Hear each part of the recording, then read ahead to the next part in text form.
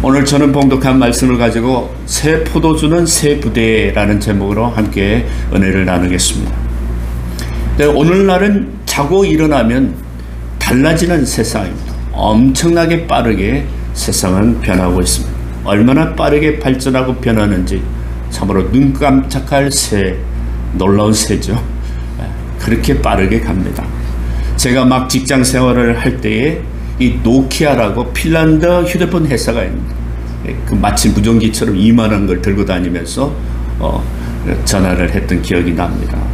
삼성전자보다 그 핸드폰 시장의 점유율이 굉장히 높았던 그런 때인데 지금은 휴대폰 사업을 매각하고 특허 관련 사업만 하고 있습니다. 이유는 간단합니다. 스마트폰으로 트렌드가 넘어가는 도중에 이 변화를 읽지 못해서 경쟁에서 완전히 밀리다 보니까 지금은 아예 휴대폰 사업을 접고 말았습니다. 또 당시에 하나 유명한 회사가 있는데 코닥이라는 회사가 있습니다. 필름 회사인데 그 회사 역시 연봉도 가장 높고 그리고 사원 복지에 관한 그런 혜택이 많은 세계적인 회사였는데 그런데도 그 회사도 지금 어떻게 되어 있는지 이렇게 약해지고 말았습니다. 존재 자체도 찾기 힘들 만큼 조금은 회사가 된 것이죠. 왜 그렇게 됐는지 이유는 간단합니다. 시대의 변화에 빨리 대처하지 못했기 때문입니다. 시대의 변화에 따라 새로워져야 하는 것은 꼭 회사나 사업뿐만 아니라 우리 믿음의 모습도 달라지고 새로워져야 할 때가 있습니다. 지금 바로 그런 때입니다. 다니엘서 12장 4절의 말씀에 다니엘아 마지막 때까지 이 말을 간수하고 이거를 포함하라. 많은 사람이 빨리 왕래하며 지식이 더하리라 했습니다. 많은 사람들이 왕래하기가 마치 인터넷과 또 초고속 비행기로 광속으로수로 빨라지고 지식이 더하여졌다는 것은 바로 AI나 또는 로봇이 방대한 지식으로 광속으로수로 왕래할 때 그때까지 봉함하는 이 마지막 때의 예언의 말씀, 다니엘서에 기록된 말씀이죠. 근데 구체적으로 성경에는 약속된 메시아가 온다는 사실에 대해서는 구약에서 900번이나 넘게 이렇게 예언하고 있었고 또 신약에 이르러서 이제는 메시아가 드디어 오실 때가 되지 않았느냐 하는 그런 생각했던 때를 기록합니다. 이 사실에 가장 정통했던 사람들이 누구겠습니까? 바로 구약 성경에 통달했다고 하는 바리새인들과 서기관들의 모습입니다. 이사야서 53장을 보면은 메시아는 사람들이 보기에 위풍당당한 모습으로 오시는 게 아니고 연한 순 같고 마른 땅에서 나온 뿌리 같아서 고운 모양도 없고 풍채도 없는 가장 낮은 모습으로 오신 예수님, 그렇게 표현하고 있는데 이 예수님을 인정하지 않고 예수를 집요하게 핍박하고 심지어는 십자가에 못 박으려고 했습니다. 그들은 말씀이나 예언보다도 자신들의 기득권이 더 중요했기 때문에 그래서 그들이 바리새인들이 예수님의 일거수일투족을 감시했던 것이고 그리고 율법에 조금이나 어긋나는 게 있을 경우에는 즉시 예수님을 핍박하고 몰아세운 것입니다. 오늘 읽은 본문의 14절의 말씀에 바리새인들도 금식하고 자기들도 금식하는데 어찌하여 예수님 당신의 제자들은 금식하지 않느냐 하는 금식의 문제를 들고 나왔습니다. 바리새인들뿐만 아니라 당시 요한 공동체의 세례 요한의 제자들조차도 예수님을 의심하기에 이르렀어요. 그때 예수님이 설명하신 내용이 15절의 말씀입니다. 한번 15절 말씀을 함께 읽겠습니다. 예수께서 그들에게 이르시되 혼인집 손님들이 신랑과 함께 있을 동안에 설파할 수 있느냐? 그러나 신랑을 빼앗길 날이 이르르니 그때는 금식할 것이라. 지금 그들은 잔치집에 신랑과 함께 있는데 그 즐겁고 기쁜 날에 금식할 수 있느냐? 그동안은 금식하고 금식은 흉악의 결박을 푸는 그런 능력이 있는 금식의 기도지만은 그러나 이제는 기다리던 메시아가 왔으니 오늘 여기에 기쁨의 축제를 벌여야 한다. 내가 여기 있지 않느냐? 신랑인 예수가 내가 당사자가 여기 있지 않느냐? 예수님이 함께 계심을 말씀하신 거죠. 그러니 지금은 기쁘게 지내다가 신랑을 뺏긴 날이 오면은 그때는 금식해야 할 것이다 하는 말씀입니다. 예수님은 이런 점에 두 가지 비유를 하시면서 분명한 진리를 말씀하고 있습니다. 16절과 17절에 보면은 생배 조각을 낡은 옷에 붙이는 자가 없고 이는 기운 것이 그 옷을 당기어서 헤어짐이 드나게 되고 17절에 새 포도주를 낡은 가죽 부대에 넣지 아니한다. 만약 그렇게 한다면은 부대가 터져서 포도주도 쏟아지고 부대도 버리게 될 것이야. 새 포도주는 새 부대에 넣어야 들이다 보존되느니라. 이 말씀은 우리가 늘 묵상했던 말씀 중인데, 여기 생배 조각의 비유는 생배에 해당하는 그 헬라의 원어는 바로 아그나포스예요.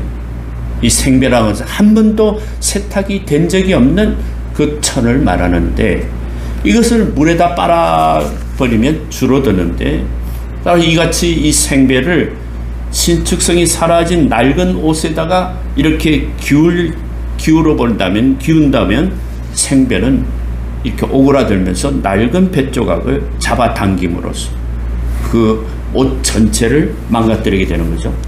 그렇게 되면 옷은 옷대로 또 이 새천은 새천대로 원래의 모습을 다 상실하게 됩니다. 두 번째 포도주의 비유인데, 예수님 당시에 포도주를 만들 때 염소 가죽으로 만든 가죽 부대에 포도를 넣어서 발효를 시켰어요. 그런데 그 새 포도주를 가죽 부대에 보관할 때 아직 다 발효되지 않은 상태의 포도주를 담아둡니다. 그러면 그 부대 안에서 발효가 일어나서 가스가 차게 되고 팽창하게 되고 압력이 생기죠. 새 가죽 부대는 웬만한 압력을 견딜 수 있지만은, 그러나 은 가죽 부대는 그 압력을 견디지 못하고 팽창하다 결국은 터져버리고 맙니다. 포도주도 쓰지도 못하고 가죽 부대도 쓰지 못합니다. 그래서 오늘 예수님은 이 새 포도주는 반드시 새 가죽 부대에 담아야 한다고 말씀하신 것입니다. 이 비유가 뜻하는 것은 무엇일까요? 여기에 생배와 또 새 포도주는 예수 그리스도를 말씀을 하는 것이고, 낡은 옷과 낡은 가죽 부대는 유대교의 그 형식적인 의식을 말하고 있습니다. 이 비유는 예수님, 새 진리인 예수님은 낡은 형식에 담겨질 수 없다는 것을 의미합니다. 예수 그리스도의 복음이 옛 종교인 유대교의 의식에 접붙여서 질 수가 없다는 것입니다. 오늘 여기 금식에 관한 논쟁으로 시작된 것인데, 당시 세례 요한의 제자들도 물론이고 또 바리새인들처럼 금욕적인 생활의 일부로서 금식 생활을 자주 행했던 것을 보면 굉장히 거룩한 것 같고 전통에 잘 따르는 것 같지만, 오늘 당사자이신 예수님이 오셔서 직접 생명의 말씀을 전하는 이 장면에서 그런 종교의식은 마치 낡은 옷처럼 새로운 복음을 감당할 수 없다는 것입니다. 다시 말하면 바리새인들의 그 교리는 형식적인 많은 금식과 금욕적인 그런 의식들을 요구하고 있지만은, 이런 것들이 생명을 담보하는 것이 아니라는 것입니다. 예수님은 이미 그 낡은 그 제도를 초월해 계신 분입니다. 예수님은 생배입니다. 그것은 생생하고 살아있는 새 포도주입니다. 낡은 옷이요 낡은 가죽 부대 같은 저들은 예수님을 감당할 수가 없습니다. 생명이신 예수님, 오늘 우리 가운데 와 계십니다. 할렐루야. 우리가 그분을 믿습니다. 할렐루야. 그분을 통해서 하나님의 영광을 보게 되는 것입니다. 할렐루야. 그것을 어떻게 깨달아요? 진리의 영이 오늘 우리 가운데 와 계셨어. 영으로 깨달아. 영은 영으로 알게, 육은 육이지만 영은 영으로 알게 된다고 했습니다. 오늘 성령이 우리를 진리로 오셔서 이 사실을 알고 신앙의 고백을 갖게 되는 것이죠. 그래서 낡은 가죽 부대는 아무리 좋은 것을 담아보아도 줄줄 새고 맙니다. 살짝만 건드려도 터지고 말아요. 여러분, 새 포도주가 계속 발효가 되면은 그 포도주를 담을 새 부대도 계속해서 늘어나야 하는 것인데, 커지면 커지는 대로 내 마음도 같이 커져야 합니다. 내 의식도 바뀌어야 합니다. 내 생활도 바뀌어야 합니다. 계속적으로 확장되고 계속적으로 변화를 일으켜야 합니다. 여기가 젖사오니 하면서 낡은 가죽 부대와 같은 삶의 태도, 그런 자세, 그런 방식들, 이런 것들은 생명이신 예수님과 함께 영생의 삶을 함께 살 수가 없는 것입니다. 지난주에 설교의 말씀처럼 우리는 조금만 영적으로 방심하면 이 방식과 생각의 틀에 갇히게 돼요. 틈만 생기면 이런 것들이 우리를 비집고 들어옵니다. 우리 가운데 비집고 들어옵니다.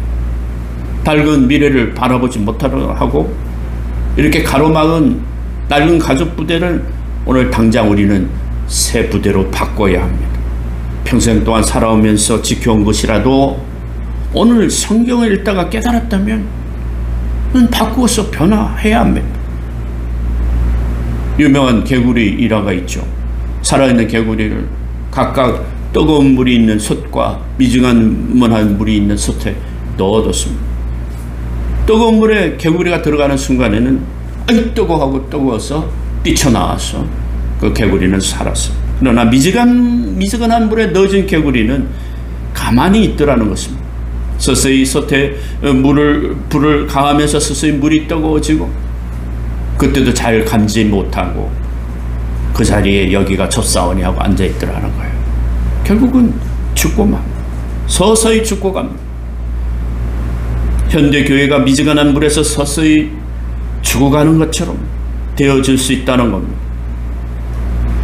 과거의 전통 습관과 조직과 형식들에서 틀에 짜여져서 그렇게 순응하다 보면은 결국은 서서히 죽어갈 수밖에 없는 그런 문제점을 지적하는 거죠. 새 포도주는 새 부대에 담아야 합니다. 우리 가운데 과거에 아무리 큰 상처가 있다 할지라도 과거에 벌어진 그 사건에 매여 살서는 안 됩니다.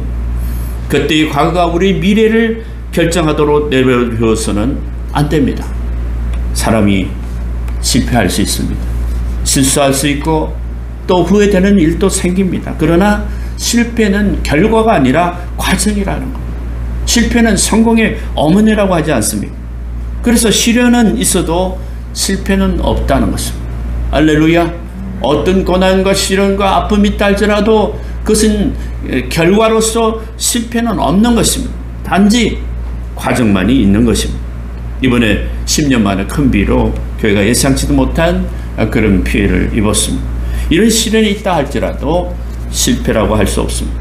우리 모두는 이런 연단과 과정을 거쳐서 더 나은 내일을 만들어내어 갈 수 있는 것입니다. 비 피해는 하나의 예에 불과한 거예요. 여러분이 다친 질병, 암이나 고통, 여러분의 물질적인 손해, 또 여러분의 깨어진 관계, 인생이 얼마나 수고롭고 그 슬픔 가득한 고통의 날들입니까? 그러나 그럼에도 불구하고 우리는 새해를 준비하시는 우리 주님이 우리에게 계십니다. 약속이 있습니다.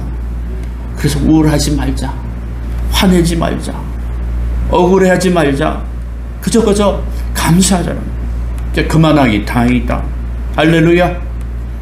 여러분, 과거의 상처나 고통이 현재의 내 삶에 끼어들지 못하도록 우리는 늘 상쾌하고 활기찬 기분을 유지해야 합니다. 할렐루야. 오늘 찬양과 같이 성령이 임하시고 오늘 얼마나 우리에게 놀라우신 하나님의 은총이 이 시간 부어집니까? 늘 활기차고 또 믿음의 소망을 가지고 과거에 좋지 못한 경험이 나를 사로잡지 않도록 그런 것들이 자꾸 끼어들 때 예수 이름으로 내어쫓고 내가 더 중심 안에서 온전히 서가는 믿음의 종들이요 식구들이 다 될 수 있도록 주님 축복합니다. 지금 하나님께서는 우리를 향해서 새 일을 행하시려고 만반의 준비를 하시는 것 같습니다. 우리에게 힘을 주시고 우리를 높이시고 더 많은 복을 주시려고 예비하셨습니다.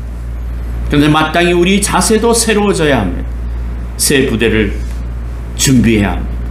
새 포도주는 새 부대에 담아야 합니다. 어떤 세계적인 제약회사에서 대머리를 위한 머리카락이 나는 약을 개발해서 판매를 시작했는데 약이 팔리지 않았습니다. 재정적인 압박이 계속 심해서 견딜 수가 없었어요. 그래서 이 문을 닫아야 되나 하는 그런 생각도 하고, 근데 그런 와중에 숙고에 숙고를 거듭한 끝에 광고 카피를 기발하게 만들어서 광고를 시작했습니다.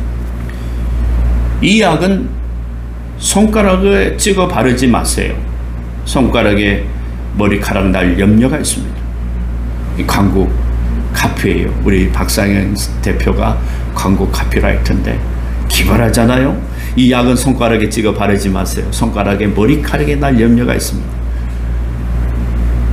한 번 선택이 10년을 좌우한다는 그 한 구절을 카피라이터로 엄청난 대박난 사건도 있지만, 이렇게 소비자들이 이제 막 반응이 오기 시작하고 약이 팔리기 시작해 거대한 다국적 기업이 됐다는 얘기가 있습니다.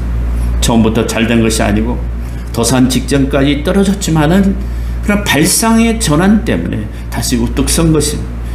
여러분, 새로운 발상이 필요합니다. 새 부대가 필요합니다. 할렐루야. 지난주 화요일은 한세대학교에서 25년 만에 신학교로 졸업하고 동문들이 모였는데, 이 지명현 목사, 소리엘의 지명현 목사가 그 하는 말이 이런 말을 하더라고요. IMF 때도 살아남는 기업이 있었고 코로나 때도 그랬고, 지금 아무리 힘들고 어렵다 하더라도 지금의 방식이 있다는 거예요. 그래서 부흥케 하소서라는 신곡을 내고, 당신 자신은 미국에서 여기 왔다 갔다 하면서, 근데 그런 생각에 부흥케 하소, 이 지금 교회가 너무나 침체되어 있고 또 눌려져 있고 할렐루야, 우리가 부흥되게 하나님께 간구하고 기도해야 될 줄로 믿습니다. 영적인 심령의 부흥뿐만 아니라 실제로 새 포도주를 새 부대에 담는 새로운 역사가 우리 가운데 일어날 줄로 믿습니다. 사람들은 옛 것을 무조건 좋아하는 경향이 있습니다. 새 것을 받아들이는 것을 선뜻 받아들이지는 못하는 그런 본능이 있습니다. 뭐 또 새롭게 바뀌냐고 그저 그대로 있고 싶지만은, 그러나 새 일을 하게 되면 뭔가 번거롭고 힘들 때가 있지만은 새 일에 도전할 때 새로운 일들이 생기기 마련입니다. 할렐루야. 주저앉을 수가 없습니다. 할렐루야. 우리 신앙은 영원한 영생의 소망을 가지고 달려가는 것입니다. 전도자이처럼, 복음의 증인처럼 멈추지 않고 달려가는 것입니다. 그런 은혜가 있기를 바랍니다. 그저 그 자리에 굳어지고 머물게 되면 과거에 매이게 되고, 그리고 과거에 속한 사람이 됩니다. 일단 새 것은 산뜻하고 또 과거보다 훨씬 현재가 좋습니다. 미래는 더 좋을 것입니다. 꼭 그렇게 만들어 가야 하는 것입니다. 과거에 발목이 잡혀있는 사람이 되어서는 안 됩니다. 고통스러운 과거, 부정적인 과거는 잊어버려야 합니다. 과거 때문에 분노, 울분, 미움에 사로잡힐 수 있을 수 없습니다. 과거의 일이 현재와 미래의 아름다움을 파괴하지 못하도록 여러분 마음을 새롭게 하는 이 시간 되기를 주님으로 축복합니다. 기독교는 당시 유대교 바리새인과 서기관이 형성된 그 유대교와 또 다른 새로운 공동체입니다. 그러니까 새 것과 옛 것이 함께 할 수 없는 거예요. 우리에게는 새로운 도전이 있고 또 새로운 교회로서의 면모가 있습니다. 이런 변화의 도전 앞에서 제일 조심해야 될 것은 과거에 안주하지 않는 것. 마치 내가 아는 것이 전부라고 내 것이 전부인 양 판단해서는 안 됩니다. 이것을 경계하고 변화되어야 합니다. 할렐루야. 변화는 선택이 아니라 죽느냐 사느냐 하는 문제입니다. 변화를 수용하고 새 것을 받아들이고 새 마음을 갖도록 오늘 시간 주님께 간절히 기도하시기를 바랍니다. 하나님, 새로운 마음을 주십시오. 성령의 주시는 은혜로 새 마음을 주십시오. 새 포도주 같은 예수님을 우리 가운데 모시고 낡은 부대를 던져버리고 마땅히 합당한 새 부대로서 하나님 앞에 온전히 나가는 그런 믿음의 시간이 되기를 바랍니다. 문제는 우리가 시간이 흐르면 흐를수록 낡은 가죽 부대가 되어버리고 많은 경향이 있다는 것입니다. 그런데 영원히 변치 않는 것은 하나님의 말씀입니다. 살아있고 운동력이 있는 좌우 날선 금과 같이 이리하여 쪼개겨도 남는 것이 하나님 말씀입니다. 오늘날 교회는 이 생명의 말씀을 담고 있는 가죽 부대와 같습니다. 그런데 교회가 스스로 낡은 부대가 되어서 살아있는 하나님의 말씀을 담지 못한다면 위태롭게 되는 거죠. 새 포도주의 말씀에 끓는 힘이 낡은 가죽 부대를 그대로 놔두지 않습니다. 교회사를 보더라도 그 때를 따라서 변화 속에서 새로운 도전들이 있었고 그 도전에 적절한 응전을 통하여서 교회사의 놀라운 역사들이 많았습니다. 우리를 개혁교회라고 하지 않습니다. 개신교라는 것은. 개신교는 고정된 관념이나 형식이나 전통에 매여 있지 않고 늘 새롭게 개혁되는 것이 개혁교회요 개신교입니다. 말만 그런 것이 아니라 교회는 늘 새롭게 개혁되어야 합니다. 왜냐하면 새 포도주신 예수 그리스도를 담아야 하는 그 시기 때문에 그렇고 그 그릇을 예수님을 담는 우리들의 모습이 날로 변해야 합니다. 에베소서 4장 23절 24절의 말씀에 오직 심령으로 새롭게 되어 하나님을 따라 의와 진리의 거룩함으로 지으심을 받은 새 사람을 입어라. 할렐루야. 보라 이전 것이 지나갔으니 새 것이 되었도다. 늘 새 사람과 새 것이 되는 그런 소망이 우리 가운데 끊임없이 부릴 듯 일어나도록 늘 성령의 도움을 구하고 기도하는 가운데 늘 전진하는 우리 믿음의 식구들이 다 되기를 함께 소망합니다. 가끔 매스컴이나 주변에 전해오는 한국교회의 여러 가지 모습들을 볼 때 우리가 낙심도 하고 또 어떤 때는 그 속에서 우리가 미지근하게 그 속에 묻혀버릴 때가 있더라는 거예요. 그럼 어떤 분을 보면 저분들이 과연 예수를 믿는 분들인가 하는 의심이 들 때가 있습니다. 바리새인과 서기관들처럼 눈앞에 보이는 기득권에 눈이 멀고 그것을 유지하려는 싸움은 언제나 부끄러운 일입니다. 우리 안에는 하나님 말씀이 있고 성령 하나님이 계십니다. 할렐루야. 이 말은 달리 말하면 우리 안에는 새 포도주가 부글부글 끓고 있다는 말이에요. 여러분은 그것을 견딜 수 있을 만큼 새 가족 부대가 되어 있습니까? 아니면은 아직도 낡은 가족 부대입니까? 성경을 읽고 기도하며 신앙생활을 할 때 하나님의 말씀은 우리 안에서 거룩한 충동을 일으키게 됩니다. 말씀에 전무하고 말씀에 깊이 묵상하고 하나님의 임재를 사모하고 그 자리에 있는 사람에게는 하나님이 거룩한 부담이 날마다 새롭게 일어나는 줄 믿으시기 바랍니다. 한번 그렇게 전심으로 하나님 앞에 의탁하고 성령께 도움을 구하고 말씀과 기도의 자리에서 전적인 하나님의 은혜를 구해 보십시오. 분명히 하나님은 역사하시고 세미한 음성으로 여러분에게 나아갈 방향을 말씀해 주실 줄 믿습니다. 75세 된 노인 아브람, 본토 친척 아비 집을 떠나라. 하나님의 말씀을 통해서 듣고 그가 75의 그 노년에 하나님이 지시하는 땅으로 가서 거대한 민족을 이루게 되지 않았습니까? 80세 된 모세를 출애굽의 지도자로 만든 것, 그 또한 하나님 말씀이 임했던 거예요. 나무에 숨어서 타작하던 비겁한 기드온이 300 용사만이 이끌고 이렇게 승리한 믿음의 사람이 된 것도 바로 하나님의 말씀이에요. 민족주의와 분노에 사유했던 바울을 이방인을 위한 사랑의 사도로 만드는 것, 그 또한 하나님의 말씀입니다. 주님은 새 포도주는 새 부대에 부어야 한다고 말씀하십니다.